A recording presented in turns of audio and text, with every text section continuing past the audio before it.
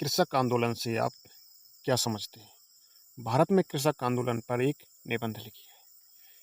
कृषक आंदोलन पर एक संक्षिप्त टिप्पणी लिखी है। कृषक आंदोलन इस हेडिंग से ही आपको समझ में आ रहा होगा कि ये किसानों का आंदोलन है। तो कृषक आंदोलन मुख्यतः वर्ग संघर्ष की धारणा पर ही केंद्रित होता है, परंतु इस आंदोलन का स्वरूप श्रमिक आंदोलन से पूर्णतः अलग होता है। संसार के प्रत्येक भाग में, देश तथा समाज में कृषकों का व्यवसाय आर्थिक संरचना का एक मूल अधिकार होता है। किसानों की दयनीय दशा, निम्न जीवन स्तर उन्हें आंदोलन के लिए प्रेरित करता है। कृषक आंदोलन किसानों की समस्याओं से संबंधित होता है। कृषक आंदोलन की जो प्रमुख परिभाषा है वो इस प्रकार है। डी.टी. मजूमदार की परिभाषा, कृषि कार्यों से संबंधित प्रत्येक वर्ग के उत्थान तथा शोषण मुक्ति के लिए किए गए साहसी प्रयास कृषक आंदोलन कहा जाता है। प्रोफेसर सुराना की परिभाषा है, ऐसा आंदोलन जिनका मूल आधार कृषि की आवश्यकताओं से संबंधित होता है। कृषि मतलब खेती की आवश्यकता, जो मूलतः सत्तापरक स्वामियों की बंधन से मुक्त होने के लिए किया जाता है। इस प्रकार से इसकी परिभाषा। कृषक आंदोलन के जो कारण होते हैं, कॉज ऑफ पीजेंट मूवमेंट्स, कारण होते हैं तो कृषक आंदोलन के तो अनेक कारण हैं। संक्षेप में हम कुछ कारणों की हम यहाँ विवेचना करेंगे। तो भारत में जो कृषि आंदोलन है, सामंतवादी शक्तियों तथा जमींदारों के शोषण तथा अत्याचार के कारण हुए हैं। जो किसानों का आंदोलन होता है तो वह क्या है? सामंतवादी शक्तियों तथा जमींदार जो शोषण कर रहे हैं किसानों का, उन पर अत्याचार कर रहे हैं। वो फसल बोते हैं और उनका जो कीमत है वो नहीं देते हैं या उन्हें नहीं मिलती है। तो इस प्रकार से जो सामंतवादी समाज है या जमींदार लोग हैं वो किसानों का शोषण कर रहे हैं, क्योंकि उन्हें जब किसानों को बीज चाहिए होता है तो उसका जो भाव होता है और उसका जो जब किसान खरीदने आते हैं तो वो 10,000 का उन्हें दिया जाता है। जब किसान अपने खेत से निकाल लेते हैं बीज और उसको बेचने जाते हैं तो 2 या 4,000 का लेते हैं। तो क्या हुआ? ये शोषण ही तो हुआ, अत्याचार ही तो हुआ। ये अंग्रेजी शासन ने स्थायी बंदोबस्त का कानून बनाकर जमींदारों को सारी भूमि सौंप दी थी और खेती करने वालों को उनकी कृपा पर छोड़ दिया था। जमींदार का कानूनी कर्तव्य था कि वह निश्चित समय पर अपनी मालगुजारी यानी रेवेन्यू सरकार को उसमें जमा करते हैं। सरकार को इस बात से कोई लेना देना नहीं था कि जमींदार अपनी जमीन जोतने वाले किसानों से किस प्रकार निश्चित समय पर अपना लगान वसूल करे। सरकार ऐसे किसी भी जमींदार की जमीन दूसरे जमींदार को तुरंत बेच सकती थी जो समय पर अपनी मालगुजारी जमा नहीं कर पाता था। ऐसी स्थिति में चाहे अकाल पड़े, चाहे बाढ़ आए, चाहे कुछ भी हो, जमींदार जबरदस्ती किसानों से लगान वसूल लिया करते थे, भले ही उन्हें अपने घर का सामान क्यों न बेचना पड़े। महाजन के पास जेवर, जमीन और पशु गिरवी रख कर उधार लेना पड़े तो लगान वसूल करने में किसानों पर ऐसे अत्याचार होते हैं जिन्हें देखकर किसी भी व्यक्ति का दिल दहल जाता है। इन अत्याचारों ने किसानों को आंदोलन करने की प्रेरणा दी। तो आप समझ ही गए होंगे कि जो अंग्रेज लोग होते थे वो जमींदारों को ज़मीन दे देते थे। अब जमींदारों को तो ज़मीन दे देते थे, लेकिन जमींदार ज़मीन किसे देते थे? वो किसानों को देते थे। अब किसान उस पर खेती करते थे, तो जब वो खेती करते थे, चाहे ओले पड़े, चाहे कुछ भी हो, वो तो समय से अपनी लगान जो जमींदार लोग होते थे वो किसानों से जो भी वो कमाते थे खेतों में, जितना कमाते थे उसका किराया वसूलते थे। लगान क्या होती है? किराया। यानी कि किसान के खेत में ओले पड़ गए, आग लग गई, तो अब वो कहाँ से पैसे दे? किसानों के पास कहाँ से आया? तो वो उनको कहा करते थे कि जाओ अपना जेवर बेचो, किसी को गिरवी रखो, कुछ भी करो, हमें अपनी लगान चाहिए, मतलब हमें अपना किराया चाहिए। इस प्रकार से किसान लोग थे अपना किराया देने में असमर्थ रहते थे, तो सरकार ऐसे जमींदार की ज़मीन दूसरे जमींदार को बेच देती थी। इस दशा में जो नया जमींदार होता था, किसानों पर लगान की दर बढ़ा देता था या बढ़ा सकता था। ज़मीन की एक किसान की ज़मीन लेकर दूसरे किसान को दे सकता था कि इस पे खेती कर लो और हमें इसका किराया दे देना। ऐसी स्थिति में वो भी किसानों के परिवार रहते हैं, उन्हें भोजन प्राप्त करने के लिए भी मुश्किल पड़ जाता था। लगान के उद्देश्य से जमींदार स्वयं ही अपनी ज़मीन का बेनामी लेन देन कर लेते थे। किसानों का अदालत दरवाजा खटखटाने का अधिकार था, किंतु गरीब असहाय किसान जमींदारों के खिलाफ अदालत में जाने के दुस्साहसी नहीं कर सारे कारणों से क्या होता था कि जो किसान लोग हैं आंदोलन करने पर मजबूर हो जाते थे। अब अदालतों में जाने के लिए गरीब किसान को बहुत दूर जाना पड़ता था। रास्ते में ज़मीन उन्हें गुंडे लगा करके उन्हें गायब भी करवा देते थे, मरवा भी डालते थे। घर भी जला दिया जाता था, खेतों में कब्जा कर लिया जाता था तथा उसके परिवार को बंदी बना लिया जाता था। तो इस प्रकार से निरंकुश शक्ति से संपन्न गुंडों को किले में सुरक्षित और पुलिस से समर्थित जमींदार निर्भय होकर किसानों का शोषण, उन पर अत्याचार और उनसे लगान वसूल करते रहते थे। जमींदार के घर जब शादियां होती थीं, उत्सव होते थे या धार्मिक कार्य होते थे तो किसानों को इसके बदले में टैक्स देना पड़ता था। संक्षेप में हम कह दें कि अशिक्षित, अज्ञानी, दीन दरिद्र, शोषित, पीड़ित, संगठित किसान समाज गुलामों की जिंदगी जी रहा था। उनके दुख दर्द ने आंदोलन की ज्वर की उत्पत्ति की और आज़ादी के बाद जमींदारी उन्मूलन कानून ने किसानों को कुछ राहत दी। हरित क्रांति के पश्चात कृषि उत्पादन में वृद्धि हुई। धीरे धीरे खेती करने वाले जो स्वयं कुछ वर्गों में विभाजित हो गए, जैसे बड़े, मध्यम और छोटे किसान। साथ साथ कृषि करने वाले भूमिहीन कृषक भी सामने आए।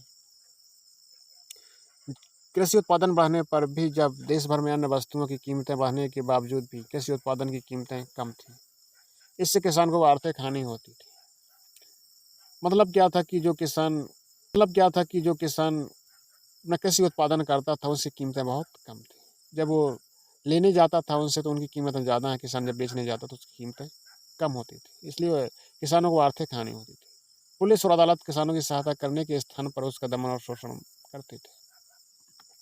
जमींदारों के द्वारा खिलाए पिलाए गए भ्रष्ट पुलिसकर्मी उसी के लाभ के लिए काम करते थे। किसानों को जबरदस्ती लगान वसूल या किराया वसूल करते थे। उनका सामान उठाने, यहाँ तक कि घर जलाने और शारीरिक यातना देने के लिए जमींदार लोग वेतनभोगी लठैत और गुंडे रखते थे। किसानों पर होने वाले अत्याचार को विविध घटनाएं अब ऐतिहासिक और साहित्यिक कथाएं बन चुकी हैं। इन अत्याचारों के विरुद्ध सरकार भी कोई कदम नहीं उठाती थी। बंगाल की जो तात्कालिक लेफ्टिनेंट गवर्नर हेलिडे ने किसानों की असहाय अव्यवस्था और उन पर अत्याचारों की दशा पर टिप्पणी करते हुए स्वीकार कर लिया था कि जघन्य अपराध करने वालों में बहुत कम लोगों पर मुकदमा चलाया जाता है और जिन पर मुकदमा चलाया जाता है उनमें से आधे अपराधियों को छूटना निश्चित होता है। तो इस तरीके से ये समझ में तो आ रहा होगा ना आपको। अब देख लेते हैं भारत में किसान आंदोलन, peasant movement of peasant movements in India. अंग्रेजों ने राजस्व प्रणाली का जो अमूल परिवर्तन लिए, उनके परिणाम स्वरूप भूस्वामी तथा महाजन वर्गों में तेज से वृद्धि हुई। ग्रामीण क्षेत्रों में काफ़ी शक्तिशाली हो गए। मतलब अंग्रेजों ने राजस्व प्रणाली में जो अमूल परिवर्तन किए थे, उनका जो रिजल्ट निकला उससे जो भूस्वामी थे, जो भूमि स्वामी थे, जिनके पास बहुत ज़्यादा भूमि थी, और महाजन वर्ग बहुत ज़्यादा बढ़ गए और ग्रामीण क्षेत्रों में तो वो काफ़ी शक्तिशाली हो गए। इसके अतिरिक्त जहाँ अंग्रेज बागान मालिक ने चाय, रबर, कॉफ़ी तथा नील के बाग लगाए थे, वहाँ बहुत बड़ी संख्या में किसानों की जबरदस्ती जमीन से बेदखल कर दिया और कुछ क्षेत्रों में तो किसान दिहाड़ी पर काम करने वाले बनकर रह गए। मतलब दिन भर काम करो और शाम को कुछ थोड़ा बहुत ले लो, ये दिहाड़ी का काम। दिहाड़ी में तो दिन भर काम करते थे। फिर ठेके पर काम करने वाले श्रमिक, जिनकी स्थिति बंधुआ मजदूरों जैसी थी। किसानों ने इस दमन को चुपचाप नहीं सह लिया और कई स्थानों पर तो उन्होंने छुटपुट विद्रोह भी किया, जिन्हें निर्दयतापूर्वक कुचल दिया गया। उनकी इस भीषण प्रतिक्रिया से 1857 के महान विद्रोह के समय देखने में आई, जब लाखों किसानों ने देसी राज्यों का साथ दिया। जब अंग्रेज विजयी हो गए तो उन्हें लाखों किसानों से देसी राज्यों का साथ दिया और जब अंग्रेज विजयी हो गए तो उन्होंने बगावत में भाग लेने का एक निश्चित किया और उस जमीन को पुरस्कार स्वरूप उन वफादार लोगों को दे दिया जिन्होंने उनका साथ दिया था। उदाहरण के तौर पर अवध की जो गवर्नर ने यह घोषणा की थी, राज्य के अंतर्गत संपत्ति का अधिकार ब्रिटिश सरकार के हक में अधिग्रहण कर लिया गया है। अब वह इस अधिकार की जिस रूप में उचित समझे वह रूप व्यवस्था कर सकते। तो अब देख लेते हैं हम जो किसानों का प्रमुख विद्रोह हैं। तो प्रश्न तो ऐसे ही आएगा कि कोई एक किसान का विद्रोह लिखिए, लेकिन हम बंगाल का, मराठा का, बम्बई की किसान विद्रोह, पंजाब का फूका आंदोलन, दक्षिण भारत किसान विद्रोह सभी देख लेते हैं। लेकिन परीक्षा में एक ही लिखने को आएगा, यदि आएगा तो। नहीं तो फिर हेडिंग के नाम से आएगा कि बंगाल की कृषक विद्रोह लिखिए या पंजाब का कूका आंदोलन लिखिए, इस तरीके से आएगा। तो बंगाल में जो किसान विद्रोह था वो नील खेती पर विद्रोह, संथाल जाति के जो लोग रहते थे, इन दोनों नामों से ही विद्रोह हुआ। कौन? नील कृषक और संथाल विद्रोह। दोनों ही नामों से मशहूर है। ये विद्रोह सन 1860 में आरंभ हुआ और 1917 तक चला। जब चंपारण में महात्मा गांधी जी ने किसानों का नेतृत्व किया तो नील विद्रोह और अंग्रेजों और बागान मालिकों के प्रति विरोध प्रकट करने के लिए हुए थे, जो किसानों को ऐसी शर्त पर नील की खेती करने के लिए मजबूर करते थे कि जो उनके लिए अलाभकर थी, मतलब उन्हें लाभ नहीं होता था। बागान मालिक जो होते थे तो 2.5 बीघा भूमि को 1 बीघा गिनते थे और नील के 2 गट्ठर मानते थे। नदिया के जिला जज ये इसकॉन्स बागान मालिक किसानों की फसलों को मनमाने ढंग से नष्ट कर देते थे। उनके परिवारों को जला देते थे, घरों को जला देते थे, उनके बैल को बधिया मवेशी लूट कर जबरदस्ती लूट कर ले जाते थे, उन्हें पानी में डुबा देते थे। बागान मालिकों के इससे दमन के खिलाफ किसानों को विरोध की भावना जोर पकड़ रही थी, किंतु फिर भी दमन चक्र की गति तेज होती चली गई। नील बागानों मालिकों की वास्तविकता इतनी स्पष्ट थी कि उसका किसी भी आधार पर समर्थन नहीं किया जा सकता। इसलिए जो किसान शहरी मध्य वर्ग कुछ मिशनरियों का व्यापक समर्थन जुटाने के बाद सफल हुए, किंतु राजा राम मोहन राय द्वारा द्वारकनाथ टैगोर जैसे महत्वपूर्ण सुधारकों ने बागान मालिकों को सद्व्यवहार के प्रमाण पत्र दिए, जिसमें वह ख्वाहिश साफ जाहिर होती है कि जो उस समय आम जनता और इन तथाकथित सुधारकों के बीच मौजूद थे। बंगाल के संथालों में ब्रिटिश शासन ही नहीं वरन नए जमींदार वर्ग एवं साहूकारों के लोग भी विद्रोह। जमींदारों को जमीन पर मालिकाना अधिकार दे दिया।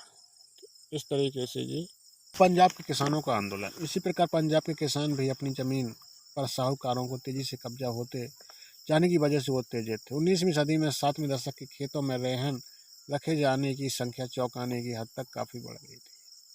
आरंभ में सरकारी अधिकारियों के एक भाग ने इंग्लैंड में अपने अनुभव के आधार पर व्यापारियों और साहूकारों के हाथों में जमीन के हस्तांतरण का प्रकट रूप से स्वागत किया, क्योंकि उनके पास कृषि को बढ़ावा देने के लिए अपेक्षित उद्यम एवं पूंजी थी। किंतु कानून की व्यवस्था की गिरती हुई स्थिति, पश्चिमी पंजाब के गांव में अपराध एवं हिंसा में बढ़ोतरी और सिख काश्तकारों की कनाडा एवं संयुक्त राज्य अमेरिका के लिए प्रवासन और भय की यदि हालत और ज़्यादा बिगड़े तो इससे सैनिक सेवा एवं भर्ती पर असर पड़ सकता था।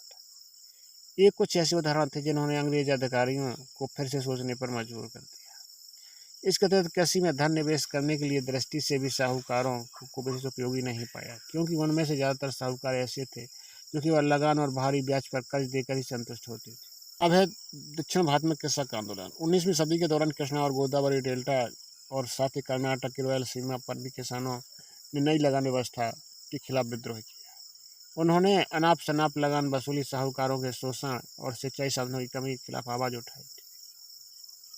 मालाबार क्षेत्र में मोपाल लोग किसान के पट्टेदार थे और वे प्रायः मुसलमान थे।